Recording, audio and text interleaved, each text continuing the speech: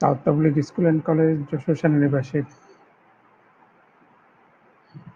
আমাদের লাইভ ক্লাসে স্বাগতম।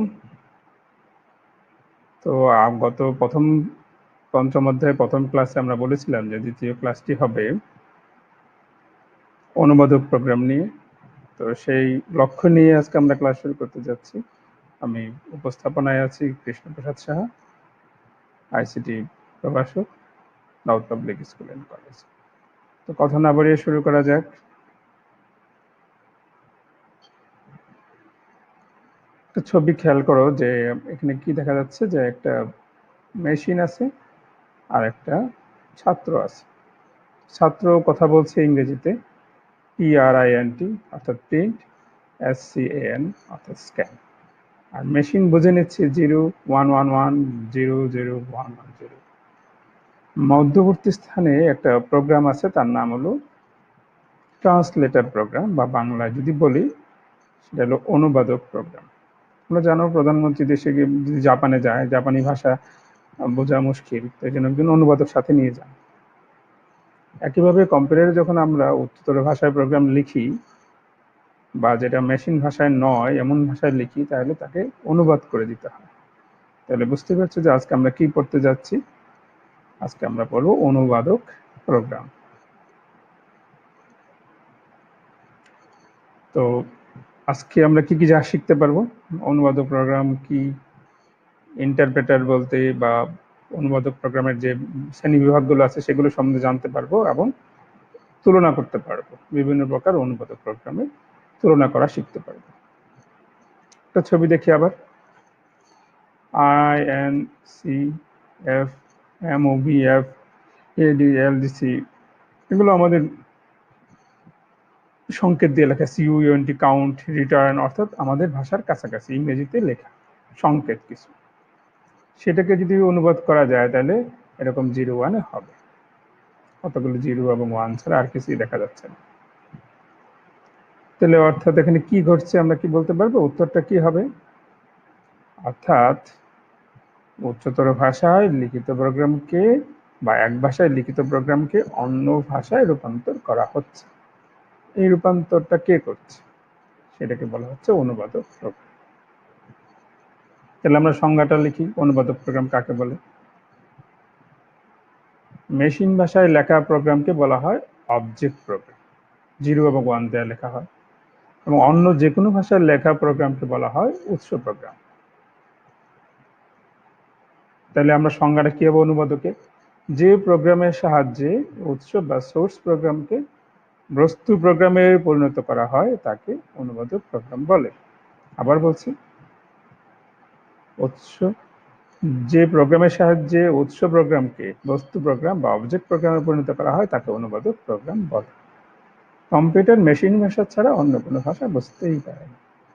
আর মানুষের পক্ষে মেশিন ভাষায় প্রোগ্রাম করা অত্যন্ত কঠিন, তাই মানুষ হাই লেভেল ভাষায় অথবা অ্যাসেম্বলি ভাষায় প্রোগ্রাম লিখে পরে অনুবাদক প্রোগ্রাম দ্বারা একে মেশিন ভাষায় রূপান্তর করে থাকে। তাহলে অনুবাদক প্রোগ্রাম আমরা একটু প্রকারভেদ করি। এবার কয় রকমের এরকম অনুবাদক আছে। অনুবাদক প্রোগ্রাম 3 প্রকার। একটার নাম অ্যাসেম্বলার, এটার নাম ইন্টারপ্রেটার এবং সর্বশেষ সেটার নাম হচ্ছে কম্পাইলার। আবার পড়ি, তোমরা একটা ছক আকারেও লিখে নিতে পারো। অনুবাদক প্রোগ্রাম 3 প্রকার: অ্যাসেম্বলার, ইন্টারপ্রেটার এবং কম্পাইলার। তো কিভাবে কাজ করে দেখো। হাই লেভেল ভাষা ইন্টারপ্রেট করলে লো লেভেল ল্যাঙ্গুয়েজ পাওয়া যায়, অথবা অ্যাসেম্বলি ল্যাঙ্গুয়েজ পাওয়া যায়, বাইনারি ল্যাঙ্গুয়েজ পাওয়া যেতে পারে। আর হাই লেভেল ভাষাকে যদি কম্পাইল করি তাহলে লোয়ার লেভেল ল্যাঙ্গুয়েজ পাওয়া যায়। আর অ্যাসেম্বলি ভাষাকে যদি অ্যাসেম্বলার দিয়ে করা হয় তাহলে 0 এবং 1 পাওয়া যায়। তাহলে 3টা আমরা অনুবাদক প্রোগ্রাম দেখলাম। এখন একটা ল্যাঙ্গুয়েজ দেখি, অ্যাসেম্বলি ভাষায় লেখা হয়েছে, সেটাকে অ্যাসেম্বলার নামক অনুবাদক দিয়ে অনুবাদও করা হয়েছে। দেখো কেমন তৈরি হয়ে গেছে। ছিল একটা ওআরজি, মুভ, ডিলে, এই জাতীয় শব্দ, সেটা হয়ে গেল 0 আর 1। তাহলে আমরা অ্যাসেম্বলারের প্রধান কাজগুলো কি বলতে পারি, বা অ্যাসেম্বলার কি? অ্যাসেম্বলার কি? অ্যাসেম্বলার হচ্ছে অ্যাসেম্বলি ভাষায় লিখিত প্রোগ্রামকে মেশিন ভাষায় অনুবাদ করার জন্য ব্যবহার করা হয়, এক ধরনের অনুবাদক প্রোগ্রাম। অর্থাৎ সে শুধুমাত্র অ্যাসেম্বলি ভাষায় লিখিত প্রোগ্রামকে অনুবাদ করে, নুমেনিক কোডকে বা সাংকেতিক কোডকে অনুবাদ করে থাকে। কোনো প্রোগ্রামে ভুল থাকলে ঠিক করে দেয়। অর্থাৎ নুমেনিক কোডকে মেশিন ভাষায় অনুবাদ করা হয়। সাধারণ ঠিকানাকে মেশিন ভাষায় ঠিকানা রূপান্তর করে, ভুল থাকলে এরর মেসেজ দেয়, তার সব ঠিকানাগুলোকে প্রধান মেমোরিতে রাখে। এটা হচ্ছে অ্যাসেম্বলারের কাজ। কম্পাইলার কাকে বলে তাহলে? দেখো, একটা প্রোগ্রামের ছবি যদি আমরা দেখি, উপর দেওয়া আছে সি প্রোগ্রামে আমরা যা শিখবো সেরকম একটা মেইন প্রিন্টএফ হ্যালো, অর্থাৎ আমরা হ্যালো শব্দটা প্রিন্ট করতে বলছি কম্পিউটারকে। কম্পিউটার এটা বুঝবে কি করে? তখন একটা অনুবাদক প্রোগ্রাম, তার নাম কম্পাইলার, সে এটা কম্পাইল করে বানাবে এরকম। তারপরে সেটা মেশিন ভাষায় ইনস্ট্রাকশন হয়ে 01 হিসেবে তার কাছে যাবে। অর্থাৎ হাই লেভেল ভাষায় লেখা এরকম একটা প্রোগ্রাম সোর্স কোড, সেটা কম্পাইল হয়ে মেশিন কোডে রূপান্তরিত হয়, যেটা বিভিন্ন প্রসেসরের নাম দেখতে পাচ্ছি। কম্পাইলার যে সোর্স কোডটা কম্পিউটারকে পাঠাচ্ছে, যেমন ইন্টেল, এএমডি জাতীয়। তাহলে কম্পাইলারের একটু সংজ্ঞা আমরা লিখে ফেলি। কম্পাইলার হলো এমন এক ধরনের অনুবাদক প্রোগ্রাম যা হাই লেভেল ভাষায় লিখিত প্রোগ্রামকে মেশিন ভাষায় রূপান্তর করে। আবার বলছি, কম্পাইলার হলো এক ধরনের অনুবাদক যা উচ্চতর ভাষায় লিখিত প্রোগ্রামকে মেশিন ভাষায় রূপান্তর করে। অর্থাৎ অন্য কথায় আমরা বলতে পারি যে সোর্স প্রোগ্রামকে সে অবজেক্ট প্রোগ্রামে রূপান্তর করে থাকে। তাহলে কম্পাইল দুই ভাবে কাজ করে। প্রথম ধাপে উৎস প্রোগ্রামের প্রত্যেকটি লাইন সে পড়ে ফেলে এবং সে অবজেক্ট প্রোগ্রামে রূপান্তর করে। যদি ভুল থাকে তাহলে সংশোধন করার জন্য এরর মেসেজ দেয়। এই error message compile time diagnostic error message বলে। একবার প্রোগ্রাম কম্পাইল হয়ে গেলে পরবর্তীতে আর কম্পাইল করার প্রয়োজন পড়ে না। যদি ভুল থাকে সেটা অন্য কথা, ভুল না থাকলে আর কম্পাইল করা লাগে। দ্বিতীয় ধাপে প্রোগ্রামকে রান করা হয়। তাহলে কম্পাইলার কি করে কাজ করে বোঝা গেল। কম্পাইলার হচ্ছে সেই অনুবাদক যে দুই ধাপে কাজ করে। এক হলো সোর্স কোডকে অবজেক্ট করে রূপান্তর করে, আর এরর থাকলে মেসেজ দেয়, আর না থাকলে সে পুরোটাকে মেশিন ভাষায় যেহেতু রূপান্তর করে পরে রান করা থাকে। তাহলে কম্পাইলারের কাজগুলো আমরা একটু দেখি। তাহলে ছকে আমরা দেখতে পাচ্ছি যে সোর্স প্রোগ্রামকে কম্পাইলার কি করে, এক্সিকিউটেবল প্রোগ্রামে রূপান্তর করে, আর ডাটা সাথে যুক্ত করে এক্সিকিউটেবল প্রোগ্রামের আউটপুট দেয়। ডাটা যদি না লাগে সরাসরি সে আউটপুট দিতে পারে। তাহলে এটাকে আমরা একটু কথায় লিখি, যেটা পরীক্ষা আমাদের আসে কম্পাইলার, এবং খুব গুরুত্বপূর্ণ প্রশ্ন। উৎস বা সোর্স প্রোগ্রামের স্টেটমেন্ট সমূহকে মেশিন ভাষায় রূপান্তর করে, সংশ্লিষ্ট সাবরুটিনের সাথে সংযোগের ব্যবস্থা প্রদান করে, প্রধান স্মৃতির কতটুকু লাগবে সেটা সে চিহ্নিত করতে পারে, প্রয়োজন হলে কাগজে সোর্স প্রোগ্রাম ও অবজেক্ট প্রোগ্রামের লিখিত রূপ প্রস্তুত করতে পারে। সে প্রোগ্রামে ভুল থাকলে অনুবাদের সময় তালিকা প্রণয়ন করে। তাহলে কম্পাইলার একটা বিশাল অনুবাদক, তার কাজও অনেক বেশি। সে একটা গুরুত্বপূর্ণ কাজ করে থাকে, উচ্চস্তরের ভাষাকে মেশিনের বোঝার কাজ করে থাকে। কম্পাইলারের সাহায্যে মেশিন বুঝতে পারে। তাহলে কম্পাইলারের সুবিধাগুলোকে একটু যদি পয়েন্ট আকারে বলি। কম্পাইলার সম্পূর্ণ প্রোগ্রামকে একসাথে অনুবাদ করে। আমি আবার বলছি, এই কথাটা মার্ক করে নাও যে কম্পাইলার সম্পূর্ণ প্রোগ্রামটাকে একসাথে অনুবাদ করতে পারে, ফলে দ্রুত গতি হয়। তো আমরা আবার একটু দেখি। প্রোগ্রাম নির্বাহে কম সময় লাগে, রান করতে কম সময় লাগে। কম্পাইলারের মাধ্যমে রূপান্তরিত প্রোগ্রাম সম্পূর্ণ মেশিন প্রোগ্রামে রূপান্তরিত হয়। একবার প্রোগ্রাম কম্পাইল করা হলে আর কম্পাইল থাকে না। প্রোগ্রাম ভুল থাকলে মনিটরে দেখা যায়। অসুবিধা কিছু আছে। ডিবাগিং মানে ভুল ধরা এবং টেস্ট করা খুব ধীরে। কম্পাইলার প্রোগ্রামগুলির ভুলগুলো একসাথে প্রদর্শন করে, ফলে প্রোগ্রাম বিষয় নিয়ে পড়াশোনা করতে যাচ্ছি। এটা হচ্ছে প্রোগ্রাম তৈরির ধাপসমূহ।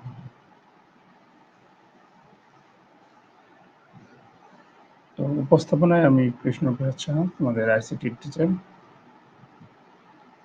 তো চলো কথা না বাড়িয়ে আমরা একটু ছবি দেখি। ছবিতে দেখা যাচ্ছে কয়েকটা সিঁড়ি দেখা যাচ্ছে। প্রথম সিঁড়িতে লাল একটা সিঁড়ি দেখা যাচ্ছে, পরপর উপর দিকে উঠে গেছে। পরেও কতগুলো ধাপ দেখা যাচ্ছে, অর্থাৎ আমরা যা শিখবো ধাপে ধাপে শিখবো আজকে।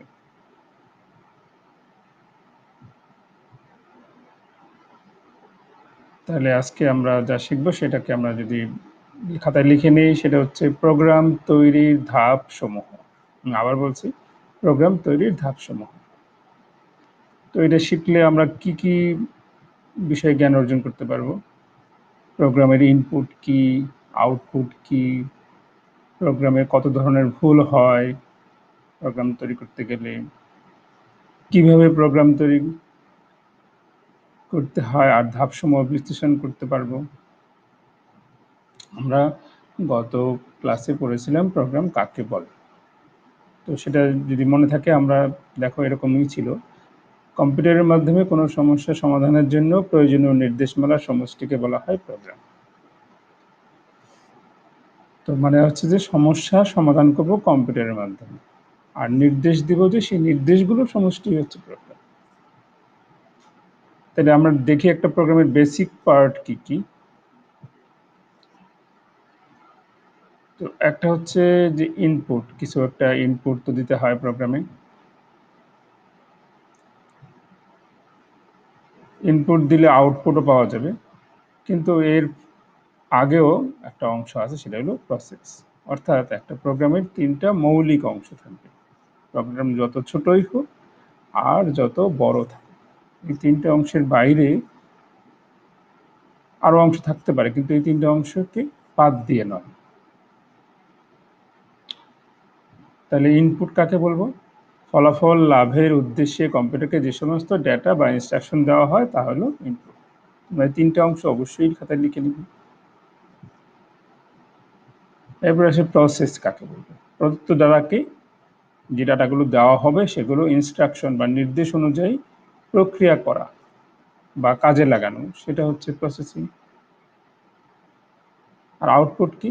যে ফলাফলটা লাস্টে আমরা পাবো, ফাইন প্রোডাক্ট, সেটা হচ্ছে আউটপুট। আমরা আরেকটু ছবির সাহায্যে দেখি একটু কি কি ধাপে আমরা এই কাজগুলো করে থাকি। তাহলে আমি যদি কম্পিউটারকে বলি যে তিনটা সংখ্যার যোগফল বের করো, বা কোনটি ধনাত্মক সংখ্যা, ঋণাত্মক সংখ্যা বা শূন্য বের করো, অর্থাৎ সমস্যাটা কি, সমস্যাটাকে সুনির্দিষ্ট করো।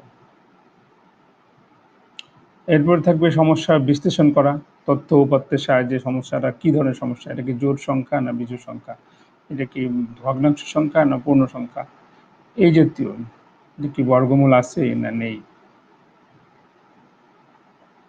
তো প্রোগ্রাম ডিজাইন করে ফেলতে হবে তখন আমাকে, কোন ধাপের পরে কোন ধাপ যাব, কি ইনপুট নিব, কি ধরনের ইনপুট নিব, এই কোন ধাপের পর কোন ধাপ করা উচিত। এইগুলো। তারপর প্রোগ্রাম উন্নয়ন করব, কোন প্রোগ্রাম ভাষায় করব, সেই ভাষায় কোড লিখে ফেলতে হবে। দেখছো ছবিতে এখানে জোড়া দিচ্ছে ওরা এনে এনে, তার মানে জয়েন্ট দিয়ে দিয়ে একটা জিনিস যেমন দাঁড় করানো হয়, ঠিক সেইভাবেই আমরা প্রোগ্রামটা ডেভেলপ করব। এই ছবিটা খেয়াল করো, মনে হচ্ছে যেন এটা ঠিক আছে, আবার বলতেছে না এদিকে ঠিক আছে। অর্থাৎ বাস্তবায়ন করে দেখতে হবে যে কোনটা ভালো লাগতেছে। বাস্তবায়ন করলে কিছু ভুল ত্রুটি দেখা যাবে, তুমি লিখে রাখতে হবে কিভাবে আমি করেছি কাজটা, প্রোগ্রামটা কিভাবে করেছি। তারপরে সেটাকে যদি কোনো পরিবর্ধনের প্রয়োজন হয়, তাহলে সেটাকে আমরা রক্ষণাবেক্ষণ করতে হবে। ধরো একটা প্রোগ্রাম আমরা করেছিলাম শুধু ভগ্নাংশ সংখ্যার জন্য, তো এখন দরকার হচ্ছে যে না, বর্গমূল সদৃশ সংখ্যা বা অন্যান্য অপ্রকৃত সংখ্যার জন্য লাগবে, বা যেটা করেছিলাম সেটা আসলে এখন বর্তমান যুগে চলছে না, আরো ডেটা বাড়াতে হবে, কমাতে হবে, পরিবর্তন করতে হবে। যেমন বিল্ডিং এর আমরা একটা রক্ষণাবেক্ষণ করে থাকি। তাহলে এই সবগুলো ডিজাইন বা সবগুলো ধাপ আমাদের খাতায় লিখতে হবে। পরীক্ষা যদি আসে আমাদের ধাপগুলো পরপর লিখতে হবে। তাহলে প্রথম ধাপ হচ্ছে সমস্যা নির্দিষ্টকরণ, তারপর হচ্ছে সমস্যা বিশ্লেষণ, প্রোগ্রাম ডিজাইন, প্রোগ্রাম উন্নয়ন, প্রোগ্রাম বাস্তবায়ন, ডকুমেন্টেশন, রক্ষণাবেক্ষণ। আমি আবার বলছি, সমস্যা নির্দিষ্টকরণ, তোমরা খাতা কলমে লিখে নাও। সমস্যা বিশ্লেষণ, প্রোগ্রাম ডিজাইন, প্রোগ্রাম উন্নয়ন, প্রোগ্রাম বাস্তবায়ন, ডকুমেন্টেশন এবং রক্ষণাবেক্ষণ। এই পয়েন্টগুলো যদি মুখস্থ থাকে তোমরা সহজেই এই প্রশ্নের উত্তরটা লিখতে পারবে। এরপরের স্লাইডে আমরা যাই। দেখো, একজন লোক কি যেন খুঁজে বেড়াচ্ছে না, তার মানে সমস্যাটা বের করতে হবে, কোথায় সমস্যা। আমরা যেগুলো লিখলাম ধাপে ধাপে সেগুলোকে একটু ধারাবাহিক বিশ্লেষণ করি। ভালোভাবে সমস্যাটা বুঝতে হবে, সমস্যার প্রকৃতি, কারণ, সমস্যা সমাধানের কতগুলো বিষয় তথ্যান্বেষণের এই ধাপে বিবেচনা করা থাকে। কি কি বিষয় বিবেচনা করে? কোন ধরনের ইনপুট হবে, কোন ধরনের আউটপুট প্রয়োজন, সে বিষয়ে সিদ্ধান্ত কী হবে। সমস্যা সমাধানের জন্য যে সকল তথ্য প্রয়োজন হয় তা বিভিন্ন পদ্ধতি, কি কি পদ্ধতিতে সংগ্রহ করতে হবে, অর্থাৎ অনুসন্ধানের কাজটিও এভাবে নিষ্পন্ন করতে হবে। এই জন্য অনুসন্ধানের একটা ছবি আমরা দেখতে পাচ্ছি, খুঁজে বের করছে। বিশ্লেষণ করা, অ্যানালাইজ করা, দেখো সবাই মিলে বসে একটা ডিসকাশন করছে গ্রাফ, চার্ট ইত্যাদির মাধ্যমে। অর্থাৎ সমস্যা সিস্টেমে যে ব্যবহৃত উপাদান, বিষয়বস্তু বিশ্লেষণ করতে হবে, সমস্যা নিরূপণ করতে হবে, সমস্যার কারণ চিহ্নিত করতে হবে এবং সমস্যা সমাধানের জন্য নতুন সিস্টেম তৈরি সর্বোচ্চ পরিকল্পনা প্রণয়ন করতে হবে। সমস্যা নির্দিষ্টকরণের পর সমস্যাটাকে ক্ষুদ্র ক্ষুদ্র অংশে ভাগ করে ফেলি, তাহলে সমস্যার গাণিতিক মডেল তৈরি করতে হবে গণিতের সাহায্যে। গাণিতিক সমস্যা সমাধানে কত সময় লাগতে পারে সেটা বের করে ফেলতে হবে। বিভিন্ন টুলস আছে এরকম, ফ্লোচার্ট, ডায়াগ্রাম। তোমাদেরকে আইসিডি স্যার সুজন আরিফিন পড়াচ্ছেন তোমাদেরকে যে কেন সিস্টেম, কিভাবে অ্যালগোরিদম, ফ্লোচার্ট, ডিসিশন টেবিল তৈরি করা হয়, এগুলো তোমাদের শেখানো হচ্ছে। তাহলে আমরা দেখলাম যে এইটা হচ্ছে আসলে সমস্যা বিশ্লেষণ পার্ট। তোমরা হয়তো হঠাৎ করে বুঝতে পারো না যে কেন আমাদের অ্যালগোরিদম ফ্লোচার্ট পড়তে হচ্ছে। তাহলে অ্যালগোরিদম ফ্লোচার্ট হচ্ছে সমস্যাটাকে বিশ্লেষণ করে বের করা, যে আমি যদি এইভাবে কাজটা করি। তোমরা জানো একটা বিল্ডিং যখন করা হয় তখন বিল্ডিং এর একটা ডায়াগ্রাম করা হয় এইরকম। এই ছবিগুলো খেয়াল করো, সবাই মিলে কি করছে, অর্থাৎ প্রোগ্রামটাকে ডিজাইন করে ফেলছি যে আমরা এইভাবেই করব। ফাইনাল প্রয়োজনীয় সংশোধন করবো সবাই মিলে, যে এর ফাইনাল প্রোডাক্ট যাচ্ছি, এখন আর কোনো সমস্যা আছে কিনা দেখে নিই। ঠিক আছে, দুই ভাগে করা যেতে পারে। একটা হলো লজিক্যাল, যে যুক্তিগত কোনো ভুল আছে কিনা। আমি বললাম 2 + 3 = 5, চোখে যদি ধরা না পড়ে 2 + 2 = 5 কখনোই হবে না, 2 + 2 আসলে 4 হওয়ার কথা। হ্যাঁ, যুক্তিগত ভুল আছে কিছু। আর এটা হলো ফিজিক্যাল ডিজাইন, যে কি ধরনের যন্ত্র তৈরি করবো বা কি ধরনের প্রোগ্রামটা বানাবো, এটার একটা ধারণা বা ছবির মতো করে মনের ভিতরে তৈরি হবে যে হ্যাঁ আমি এই বৃত্তটা তৈরি করতে চাচ্ছি, এই বৃত্তের জন্য একটা প্রোগ্রাম, এই ত্রিভুজের জন্য একটা প্রোগ্রাম। তাহলে ফিজিক্যাল ডিজাইনটাও আমার দরকার, লজিক্যাল ডিজাইন যেমন দরকার, ফিজিক্যাল ডিজাইন। তাহলে ইনপুট ডিজাইনগুলো কি কি থাকবে? ইনপুট, আউটপুট, ইনপুট আউটপুটের মধ্যে সম্পর্কটা কি সেটাও ডিজাইনিং করতে হবে। ছবিটা খেয়াল করো।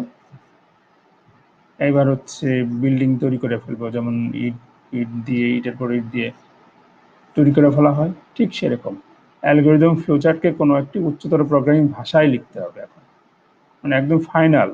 এবার যা করবো কোডিং করে ফেলতে হবে, যেমন সি, জাভা, বেসিক ইত্যাদি দিয়ে কোডিং করে ফেলতে হবে। বিল্ডিং যেমন ইটের পর ইট দিয়ে বানিয়ে ফেলা হয়, ইঞ্জিনিয়ার যখন ফ্লোচার্ট অ্যালগোরিদম তৈরি করে দেখলো কোনো ভুল নেই, তো সেইভাবে যেন বিল্ডিং তৈরি শুরু হয়ে যায়, ঠিক সেরকম আমাদের কোডিং শুরু হয়ে যাবে।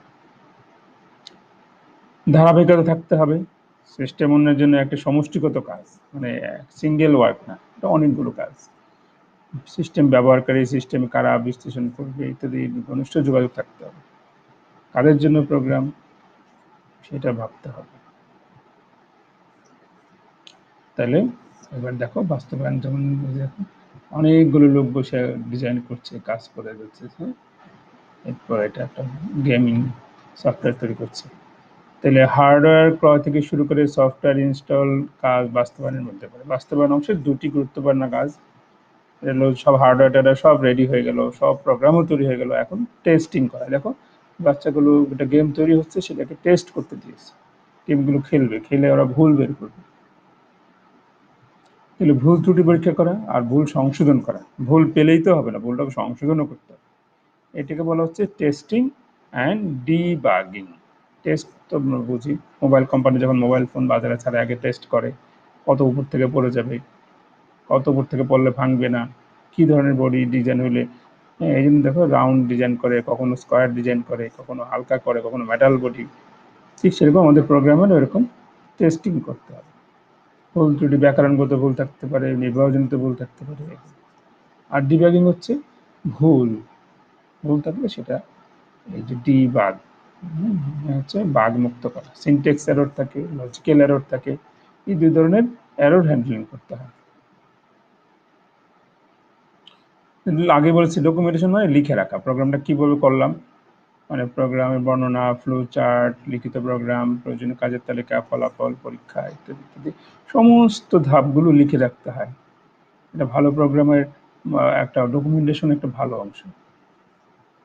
কারণ যে প্রোগ্রামার তৈরি করছে ভবিষ্যতে সে হয়তো এই কোম্পানিতে নাও থাকতে পারে, তাহলে তার যদি চলে যায় তাহলে সেটাকে সংশোধন করতে পারবে কে, বা তার দৈহিক শারীরিক অসুস্থতার কারণে তো সে অফিস নাও করতে পারে। তাহলে এইটাকে সংশোধন, পরিবর্ধন, পরিমার্জন করার জন্য ডকুমেন্টেশনটা জরুরি।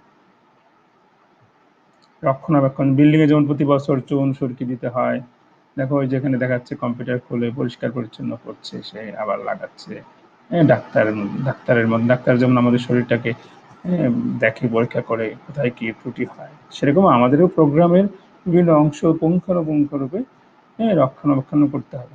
থেকে যে সমস্ত ত্রুটি সমূহ আছে বা ত্রুটি হতে পারে সেগুলো সম্বন্ধে ঠিকঠাক করতে হবে। তাহলে আমরা যা শিখলাম আজকে সেগুলো যদি আমরা একটু সামারাইজ করি, সেটা দেখো এরকম হয়।